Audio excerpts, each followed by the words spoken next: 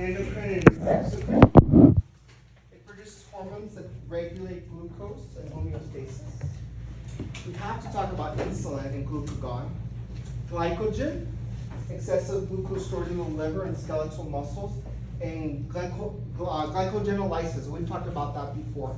Converts glycogen into glucose when needed. And that's something that when we talked about SNS, right?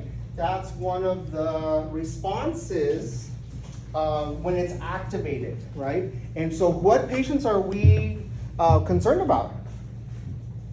Diabetics, yeah, definitely diabetics. So what's happening to their sugar, right? Let's talk about insulin.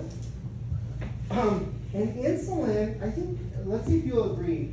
Don't you think patients have a really negative connotation about insulin? Because they'll say, oh, I'll take anything oral, but I don't want to be on insulin, right? And we're starting to shift that. Do you know where we're trying to shift that? What happened in the last few years? What are they on? Ozempic. Because right, it's an injectable. So we're really starting to change the way people think about insulin. And I always tell patients, you know, especially with a diagnosis of diabetes, I'm not going to take insulin. Okay? Well, insulin, we have a long safety profile because it's been around for a very long time. I would rather do the drug that's been around for a really long time. Wouldn't you all agree? Yeah, because we have a lot of data on it. Okay? It affects fat metabolism, stimulates lipogenesis, and inhibits lipolysis. It stimulates protein synthesis. It shifts sodium, potassium, and magnesium into the cells. Think of those channels that we talked about. And so something that we need to talk about also is cortisol and epinephrine and the growth hormone, especially cortisol. And cortisol, we're starting to talk a lot more about cortisol. Because why? Anybody know? Yes, definitely. And then stress, right? Plays a big important, going back to Ozempic, because, and it's good to talk about Ozempic, Mounjaro, Wegovy, because we know obesity can be genetic. We know that obesity can play a role and be caused by many things. One of them is stress, because of cortisol. And so what we're learning is that, have you ever met a patient that, or a friend or a family member, and they exercise and exercise and exercise, and they cut their diet, and they've done this, and they cannot lose the weight because of different hormones in our body. And that's what these new medications on the market are doing. Basically, they're resetting our body. They're allowing us to lose that weight because they are working on those hormones. One in particular is Mounjaro. And the reason Mounjaro is so successful is because it works on two hormones. So think of that. You have something fighting obesity, diabetes, elevated sugar, two ways. And coming up in the next, hopefully 2 years, they have a new medication coming up and it works on three. So that's something that's coming down the pike. It's a wonderful time. We're having a diabetes revolution because we are fighting it. And we're changing the way we think about diabetes, about obesity, about all those issues. Very, very important. Something else that we need to talk about is we talked about diabetes, and it's really a group of diseases. That's something that we need to know about diabetes. It's also a disease process of add a drug, change a drug. What does that mean to you? What do you think? Why do we need to change the medication sometimes on patients? It adapts tolerance maybe, right? Yeah, definitely. I'm sure you've seen it in clinical, right? Where they're on this medication and then the provider comes in and they're like, let's try this medication because the patient is not at goal, right? Why is the patient not at goal? Very, very important. It's a group. And we also call it a syndrome. And so what are the signs and symptoms? So these slides are really important, and I know it's 80 slides. I'm not going to go through 80 slides with you, because what I'm going to talk to you about, the important areas. I'm going to talk to you about drugs that you're going to see in practice, you're going to see in NCLEX, you're going to see in testing here. And we're going to go from most common to least common drug. Because least common is probably what? Expensive, not covered by insurance. And remember, we always use the most common drugs first in their formulary.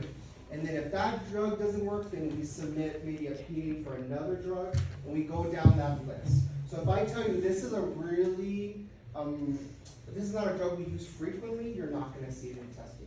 It's good, you may review it on your own, it's also in your text as you read it. Okay, very good.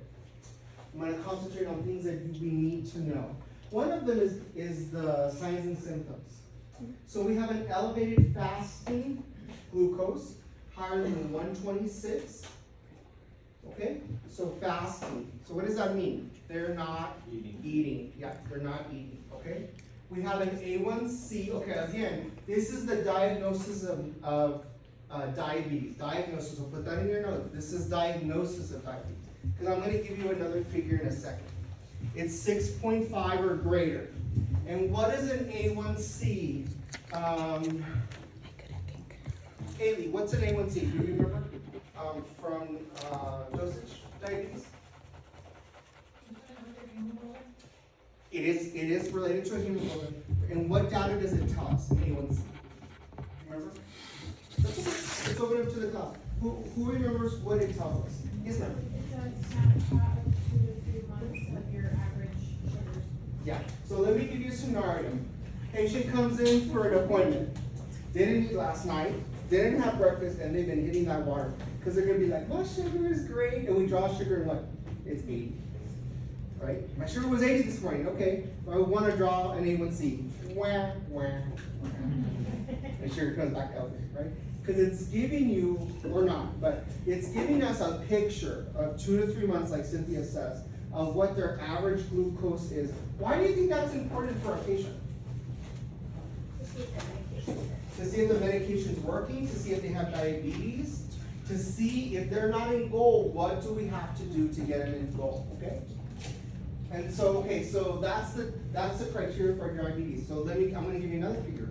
Once they're diagnosed as a diabetic, our goal is for their A1C to be less than 7. Okay, you need to write that down, less than 7. So diagnosis is 6.0 or greater. After they become a diabetic, our A1C is to be less than 7. And I really see in the next 10 years, that number will change for a diabetic. Why? Because we have better drugs. I have patients on these medications, and I'm seeing 5.3, 5.4, 5.6.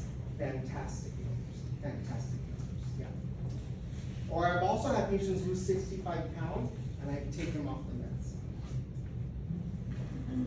Great results for patients. What are some other signs and symptoms? Polyuria, polydipsia, polyphagia, glucosuria. What does that mean? They're hungry, they're thirsty, and they're peeing all the time. And they're losing a lot of weight, unexpectedly. And you'll be like, well, why? They're probably dumping protein, right? So what happens when you lose your muscle mass? You lose weight, but you're losing that kind of weight, right? Yeah. They have fatigue and they can have blurred vision. Also, patients will tell you, I sleep all the time. All I want to do is sleep.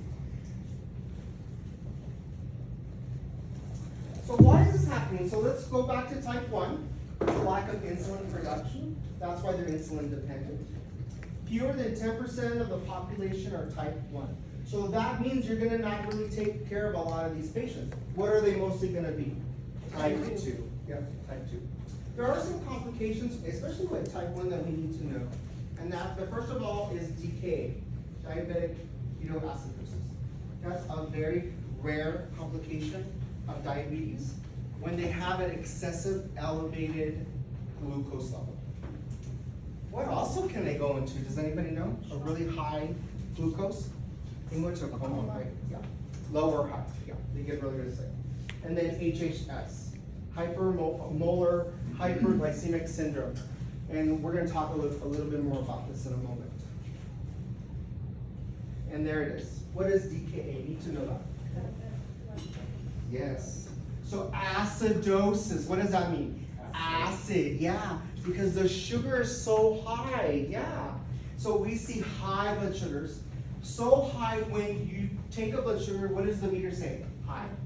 Yeah, it says high, right? And then you run it and you're like 884. The highest I've seen is 1018 in my career, yeah. And the patient was like, because probably they were used to it.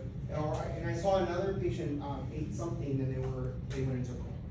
So it's always different, right? We also see ketones in the serum. That is not good. They're acidotic. They're severely dehydrated, right? All the cells, think of all that sugar. Remember, water sticks to salt.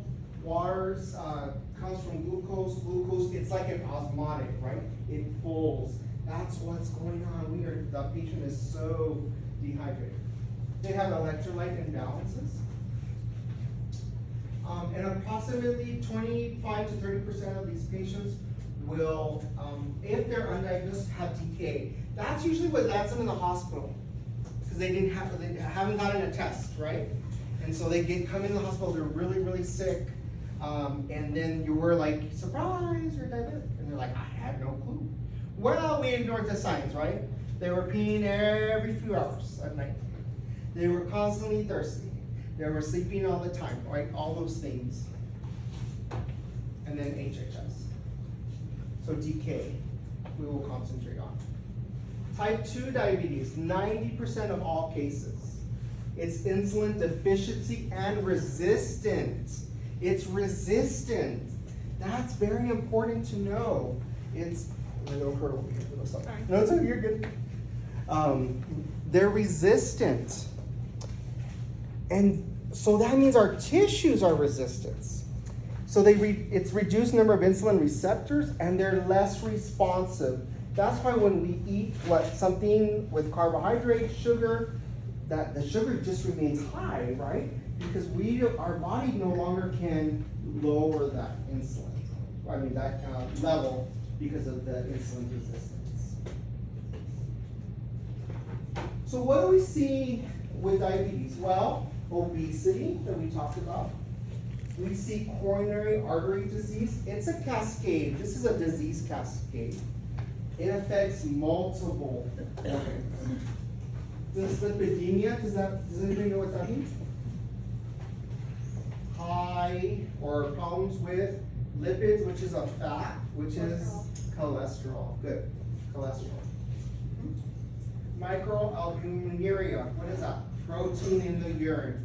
Remember, protein should not be in the urine. That's what we were talking about a few minutes ago. Should not be in the urine. So I think of the coffee maker. Remember I brought you the coffee maker out? What do we have? We put grounds in a filter. And that's what a kidney is, right? That's a glomerulus is. And so when we start to see tears or inefficiency, if we got a tear in the coffee maker, in our filter, what do we get in our liquid? Our coffee grounds. Should they be there? No. Same thing with the kidneys. We start to see, bless you, things that should not be there. One is protein, right? That liquid is what? The GFR, the glomerular filtrate, right? So we should not be seeing that. So that is a sign of some breakdown of diabetes and possibly kidney disease. Then increased thrombotic events. So what does that mean? They're clotting. They're having a clotting disorder. That's why a lot of these patients we may put them on a blood pressure med, we're gonna put them on a cholesterol med, and we're gonna put them on a diabetes med. Because we want to start doing what? Protecting the organs, right? And we also call this metabolic syndrome, or syndrome X, insulin resistance syndrome. And we also look at different criteria. That's why I don't know if you ever gone to your primary and they look at your weight, they'll measure your tummy, they may measure your arms, they look at different factors, and then we draw a bunch of labs. So let's talk about major complications of diabetes. One of them is plaque. So where can we see plaque? Coronary arteries, cerebral arteries, peripheral vessels. And what can plaque lead to? What do you think? Blockage, good. What else can that cause? Yes, good. Marisol, anything else? Dementia. Say that again? A stroke. A stroke, very important, Marisol. Very, very important. Very, very important. That's something that we need to know about. That's why, how do we prevent that? We wanna lower their sugar. Yes, we wanna lower their blood pressure. We wanna lower their cholesterol. Very good. What about some eye problems? So retinopathy, neuropathy, what's that? Yeah, so they're nerves, right? That's why they say I have what? I have numbness, I have tingling, what else do they report? Pins and needles, anybody else? Shooting stars. Yeah, shooting stars, anything else? What about they feel fire? Oh, yeah. Yeah, the burning, right? The burning sometimes, yep. And then neuropathy, and nephropathy. What's nephro mean? Kidney, yep, kidney problems. Yep. Again, the number one cause of kidney disease in the United States is diabetes. Number 2 is hypertension. So diabetes is very, very prevalent. Very, very prevalent. Let's switch gears and talk about gestational diabetes. What's that? Pregnancy, yeah. And this is also one of our special populations that we discussed this semester. And what do we do with pregnant women? If we need to, we do that test. Does anybody have that test? Yes. Yes. Does anybody want to talk to us about it and tell the class, just in case they haven't? It tastes like ass. Oh, okay. Well, it doesn't taste Okay. like that, but it's a very Okay. strong, very sweet orange drink that they make you drink. And Okay. then you sit there and try not to Throw throw it up, Okay. because it's really hard to hold down, and then they test your blood after. And they test, right? They keep seeing the sugar, right? It tastes Yeah, like, good. you know, when you get the orange soda, but there's no carbonation. It's just the Okay. same. But they added like a whole bag of sugar to it. Okay. They Okay. say the 3-hour test tastes worse. Thank you. I bet. It's worse because it's a stronger dose of it. Okay. I've done the hour, I've done the 3-hour, and I had gestational diabetes. Okay. Yeah. So this is up your alley. Mhm. So what is it? It's high sugar during pregnancy. We usually give insulin. Why? We said that earlier. Why do we give insulin? Okay, but why? Remember? Because the baby's at risk. Yes, okay, but remember, very good. We don't give a lot of drugs to pregnant women. So why would we give them insulin? Anybody else? We said it earlier. What did I say about Because the insulin? benefits outweigh the risk. Good, yes, because insulin has been around for a really long time. Doesn't that make sense? Yes. We have a lot of data on insulin. So that's something that we should talk to patients about, right? Because they're really scared. Yeah, definitely. Well, gestational diabetes correlates with preeclampsia. Yes, yeah, it correlates to other things, right? Yeah, definitely. It usually subsides after delivery. What does that mean? It usually subsides. Goes away. It goes away, yeah. Usually subsides after delivery. Anything, let me know, okay? Yeah, take your time. The thing that we need to know about gestational diabetes is that 30% of patients, they may develop diabetes within the next 10 to 15 years. And it's 30%. That's a pretty high number. So we would call them what? Wouldn't you call them high risk? Yeah, so they have to be monitored. Also, just a thought, and you'll talk about this in maternity. For a diabetic that has a child, if we don't treat it, does anybody know what happens with the baby at delivery? They're pretty large. They're like a large baby. 13-pound baby. Yeah, yes ma'am, 12, 13 pounds. Yeah. If it's not treated, correctly, we have to be really careful. Because the baby's taking all the sugar. All of it. Yes. Gaining weight. So they're absorbing all that sugar, right? And then they gain weight. Yeah. We hope, but there is data, I don't go too deep, there is data suggesting that diabetics have blood clots. Yeah. Yeah, like especially if the mom's little. Nikki's little, I mean, you're all little, but like, you know, like bones, when you're, Yeah, I'm talking about frame, Yeah. I'm not talking about weight. Yeah, I had 5 pound babies and that Yeah. big enough, like I couldn't. Yeah, I'm imagine talking being about 2 pounds. I would frame, right? pray. Imagine Yeah, that. very I would important pray about so you frame. would I can't even imagine. So No. let's go to our first, question. It's our first question. Who can read this one for us? A woman has type 2 GM and is now pregnant. She wants to know whether to take her oral anti-diabetic medication. What instructions will she receive? A, she should continue the anti-diabetic medications, same dosage. B, the anti-diabetic medication dosage will be increased gradually throughout the pregnancy. C, she will be switched to insulin therapy while she is pregnant. D, she will not receive any anti-diabetic medication while pregnant and will need to monitor her dietary intake closely. Well, we hope not, right? Because what will happen, what we just talked about. Okay, class, what do you think? C. Yep. And why? Tell me the clinical reason. We have a lot of studies on insulin and it is safe. So do you think it would be category X? No. No, we use it in pregnant women. Very nice. Good job. So what you missed here is that, for, just gestational diabetes, they have a higher risk of developing, diabetes within 10 to 15 years, 30%.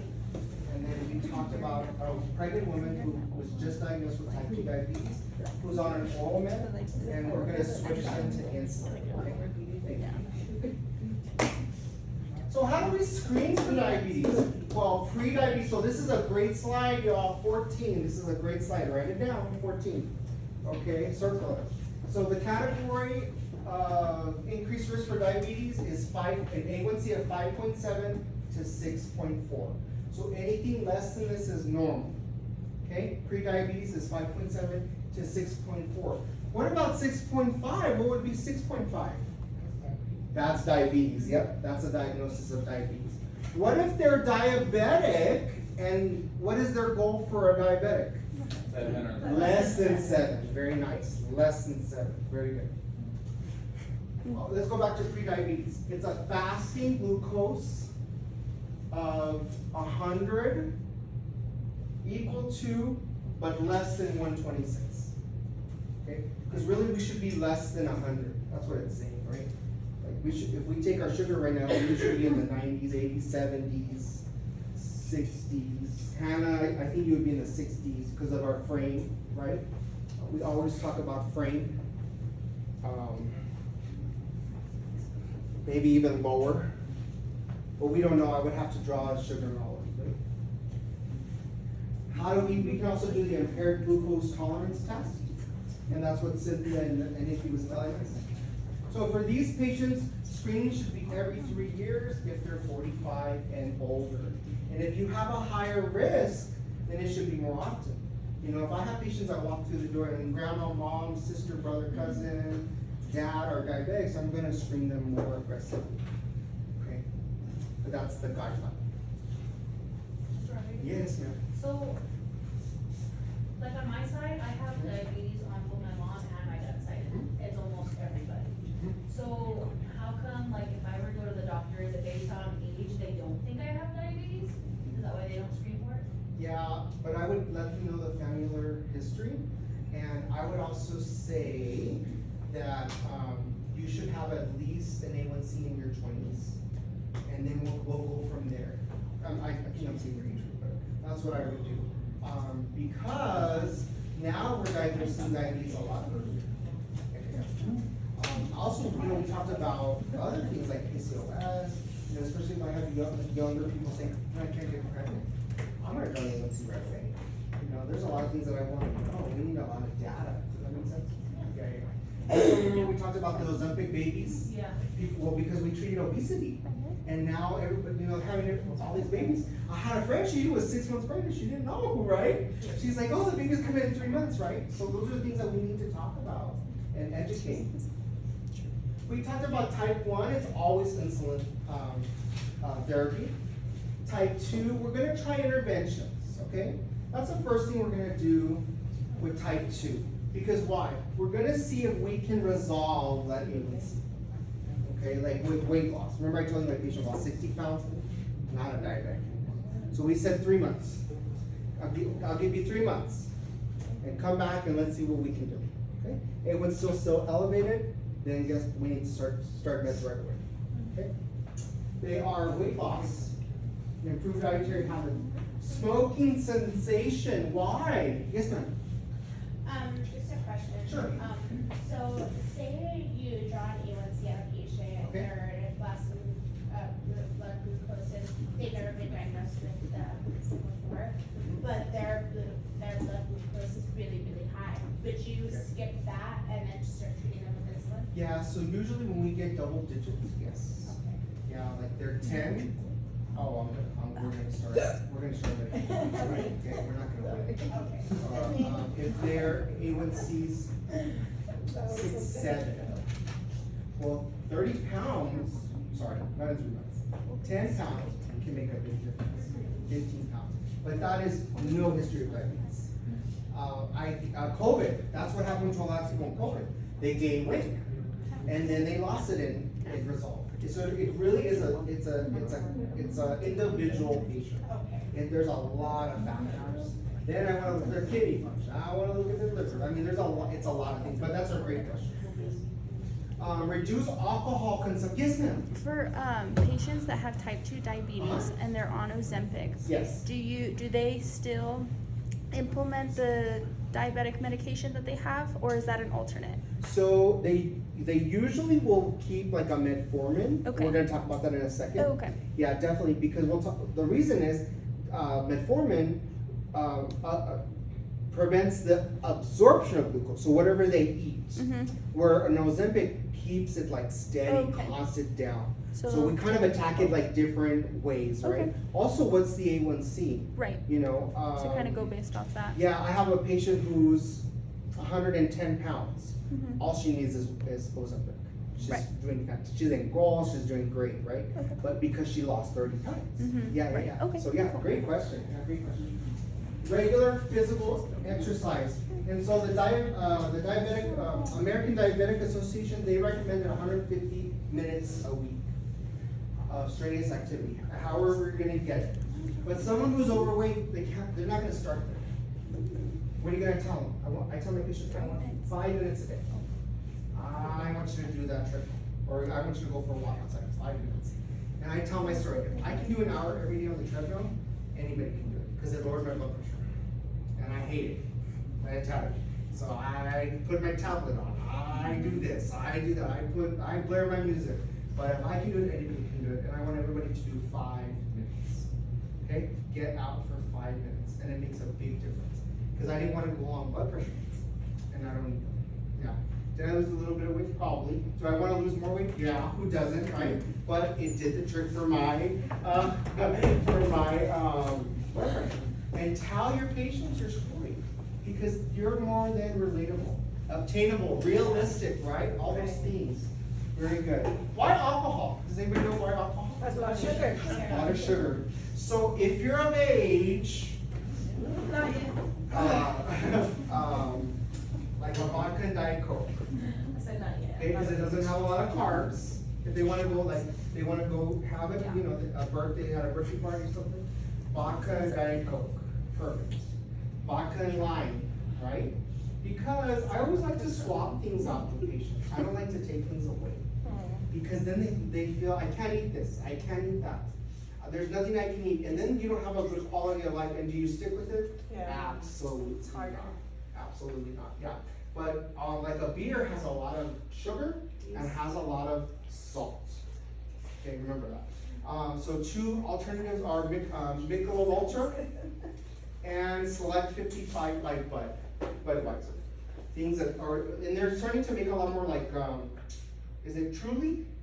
Yeah, Truly, all those kinds, right? Seltzer. Yeah, all those seltzers, very good, thank you. Let's talk about glycemic control. So again, A1C of less than 7 if they're a diabetic. Okay, that is glycemic control. Not diagnosis, what was diagnosis? 6.5. 6.5. 6.5 or greater. Great. Normal is less than 5.7. Pre-diabetic is 5.7 to 6.4. and diabetes is 6.5 and greater. It can be a fasting glucose of 70 to 130. And what's an estimated average glucose? That's an A1C. Okay? So this is a really good slide too. Okay? Very good. So what is the treatment? Well, type 1, of course, we said insulin. Type 2 is lifestyle changes. I don't know if you've ever seen that in a newspaper. I know we don't look at newspapers. Maybe a meme or TikTok or Instagram. And there are people in 2 lines, right? And the first line to the left says lifestyle changes. And there's like 2 people in line. And then they have a line on the second group, and it goes all the way to the back, and it says medication, right? So because the lifestyle changes is really hard, right? And so how do we implement that for patients? We do it slowly, we do it gradually, we make it realistic, right? Because have you ever heard a doctor tell you, you need to do 60 minutes a day on the treadmill, you need to hit it. If you've never been on a treadmill before, you are not going to do 60 minutes. Who does 60 minutes on the treadmill? Every day. Not going to happen. You're not going. You have to do it in increments, right? There's no way. No one's doing it. You have to start with 5 minutes. Bless you. We usually start with oral therapy. That's going to be our first line, okay? And then, like those double digits that Stephanie and I were talking about, we're going to start insulin. Okay? Or whenever the glycemic control is no longer in control. We tried the oral meds. We tried lifestyle modifications. We tried everything. And I'll tell you my other story. I treat athletes. They're on that treadmill every day, 60 minutes. They're lifting weights. They have the diet, they are stellar. They are in shape, right? They're a legit athlete, and their diabetes is uncontrolled. It's genetic, right? It's a lot of other things, right? So that's something that we have to change our thought process about diabetes, because it's an equalizer. Anybody can have diabetes. Anybody, even patients like my mom didn't have it, my cousin didn't have it, I don't know where it came up. And do you know, what about your other generations? I have no idea. Maybe they were diabetic, right? COVID is something that we have to talk about. We've seen a lot of people with diseases that have never been predisposed, and we think it's COVID, right? Kidney disease, diabetes, hypertension, respiratory, right? I had a marathon runner, can't run no more because they have scarring from COVID. Healthiest person you would ever think, right? So we have to change our thought process. So we talked about insulins, oral hypoglycemic drugs. They aim to produce a more normal blood sugar. And then if we need to add additional drugs, we will. Let's go to insulin, okay? If you've noticed, I wrote you a couple of things on the board that we're going to discuss today. I wrote you a fixed combination insulin. We talked about that in dosage. We're going to talk about it again today, okay? And so that's a fixed, like a 70-30. And then this is for mixed insulin, like clear before cloudy. I wrote you the steps, okay? And for NUR140, it's going to administer injection. So you'll have like a drop down, and then you'll have to pick the steps, okay? So this is for a mixed insulin, and that's a fixed, okay? So let's go to insulin. So it's a substitute for their endogenous hormones. It acts in the same way though. That's why we like insulin, because that's why we have so much data on it. It restores the diabetic patient's ability to metabolize carbohydrates, fats, and proteins. That's why that patient wasn't losing weight, because their body is metabolizing differently. It's metabolizing it differently. Also the liver the glucose in the liver and its conversion. That's really a key component, because when it converts, that's why it really helps our diabetic patients, okay? That's really important. So what is insulin? Well, it's human insulin. It's derived from DNA technology, it's recombinant. It's produced by bacteria, And what is our goal? Tight glycemic control. And we talked about that. What does that mean? Tell them about it. Okay. Sorry. What is it? Because a diabetic is doing this. Would you agree? Yes. Or they're just always high, right? And so our goal for a diabetic is we want a steady state. And we want them in goal. Right? The goals that we talked about. That's why, again, going back to those injectables are so important. Because that's what it's doing for our patients, right? Yeah. And what is the goal of a tight glycemic control? Well, it's going to decrease those complications that we discussed.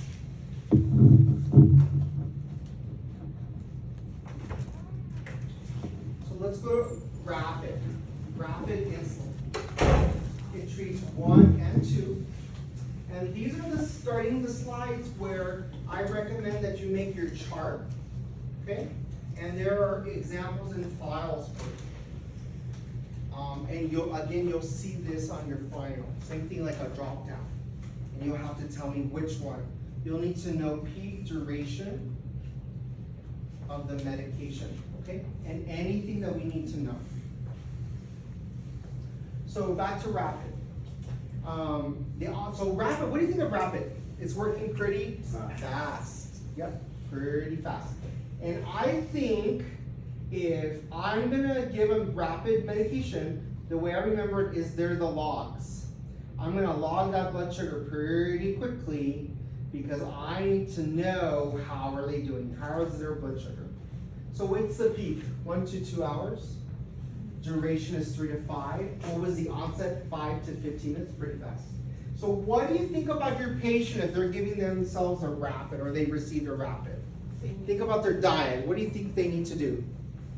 They need to eat, right? Yeah, definitely. These are the patients we talked about. Hopefully in floor, they have a tray or they have a snack, right? Because those are patients that, what's gonna happen to that blood sugar? Yep, it's gonna go down, very important. It can be given subcutaneous or in sub-Q infusion, but not IV. Not IV, very important. We don't give this med IV. Frieza, this is an inhalant. Just wanted you to know this is something else that we can use. But an inhalant, anybody heard of inhalant insulin? Very uncommon. But it is out there, okay? Let's move to short acting. What is short acting? So those are our regular. So see that R, Humulin R. What's the route? IV or bolus? IV infusion, intramuscular, sub-Q. What's our onset? Sub-Q, 30 to 60 minutes. What's our peak? 2.5 hours. And what's our duration? 6 to 10 hours. And how does it come? Well, we have different what? Strengths. U100, what's U mean? Units, good. U200, U300, U500, very newer. So which one's stronger? Which one's more concentrated? This side, right? As we go down. Remember seal, remember we talked about seal? This is where seal comes into play. Because do you think you would pull the wrong, you could pull the incorrect insulin? You sure can. Standard is mostly 100 units per mil. U200 are our insulin pens. And then U500 units per mil. So pretty concentrated. So what's going on? Who do you think is receiving this one?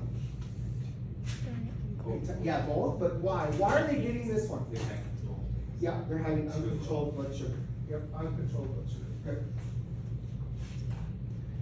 We're on intermittent. Let's go and stop. Let's take a 10-minute break. Thank you.